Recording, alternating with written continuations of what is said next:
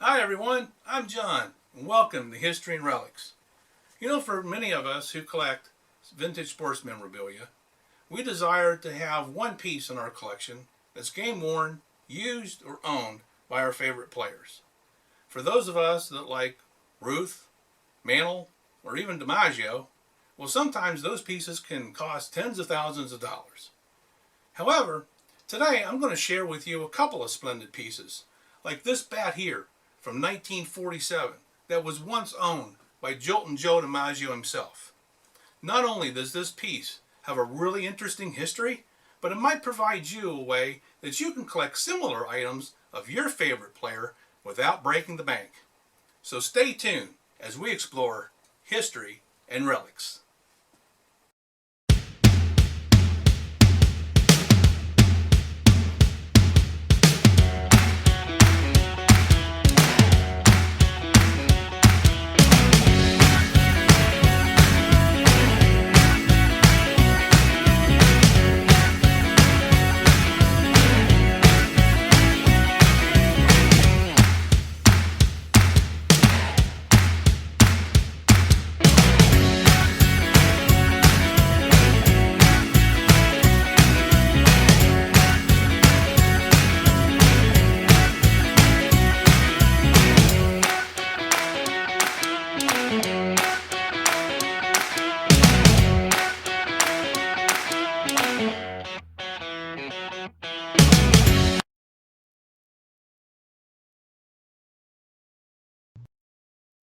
Okay, and like I was saying at the beginning of today's video, sometimes these vintage pieces of sports memorabilia, such as the one that you see here, a 1952 Ted Williams game-used jersey, sold at auction in 2018 for $90,000.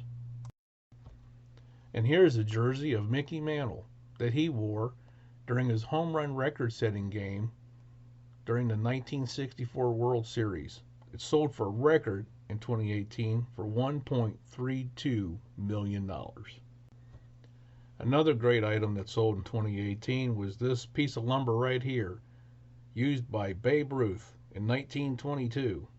It's graded a 9.5 by PSA DNA Authentication Services and sold at auction for $180,000. And here's a great Louisville slugger that was owned and used by none other than the Iron Horse, Lou Gehrig, 1927 and 1928. This particular piece had a reserve of $220,000. Here are several items of Mickey Mantle memorabilia that went up for auction in 2018, including the centerpiece, a 1959 game-used Adirondack bat used by Mantle that graded an 8.5 by PSA DNA Authentication Services that later sold for $43,000. These three bats are of particular interest because they were once owned by Red Sox second baseman and Baseball Hall of Famer Bobby Doerr. At the top of your screen is an autographed Babe Ruth professional model baseball bat that was given to Doerr and later sold at auction for $25,000. At the center of your screen is a Honus Wagner professional model bat from the 1922-1923 era that later sold at auction for $31,200. And at the bottom of your screen is a Ty Cobb professional model bat autographed to Bobby Doerr and dated May 3rd of 1951, and it sold at auction for $21,600. And now on to our feature player and a couple of pieces of memorabilia that this person once personally owned. Joe DiMaggio and his professional model baseball bats. The first of what we have to show you today is similar to the one pictured here that Joe's holding up for us to see. Joe played his entire career with the New York Yankees from 1936 to 1942, and again from 1946 to 1951. The break in between was due to his military service during World War II. He was voted into the Hall of Fame in 1955 and is one of the greatest baseball players ever. So at the very front of your screen is the bat that I was holding during the intro of today's presentation. The bat here versus the one that Joe's holding is not the same, but provides you a comparison example that they are from the same 1940s era.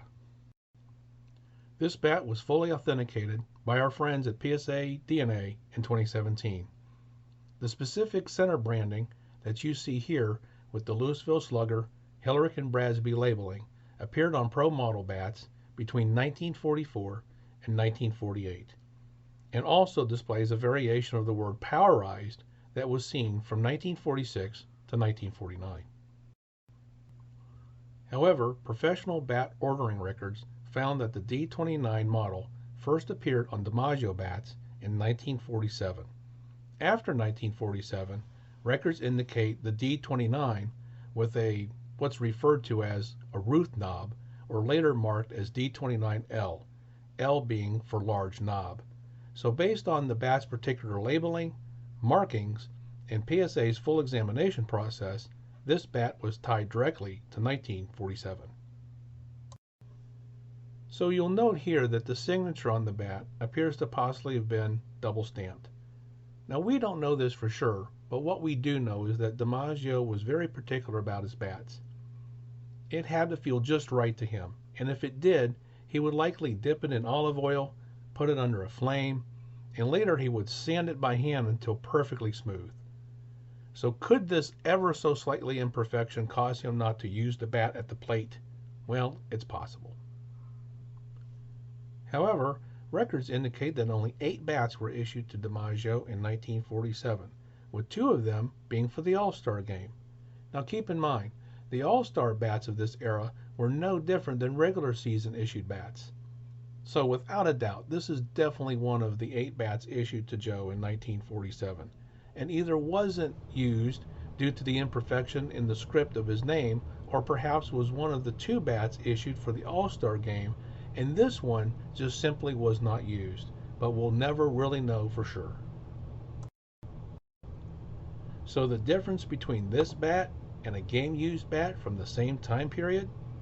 Well, if you caught the episode of the Antiques Roadshow in February of this year, there was a 1946-1947 game-used DiMaggio bat with similar markings that this one has that was estimated at $80,000 to $100,000 and with an insurance value of $125,000. This bat, owned and issued to DiMaggio but not used, values anywhere between $3,000 to $5,000, with perhaps slightly more for insurance purposes. So before our next example, let's take a moment to look over this exquisite bat one more time. DiMaggio comes into the batter's box. Magley gets set. Joe connects with a solid blow and clouts a mighty 2-run homer into the upper left field deck. It's his 8th-round trip wallop in 10 World Series. Serra scores ahead of Joe, and the Yanks go out ahead 4-1. It's their biggest inning in the series so far.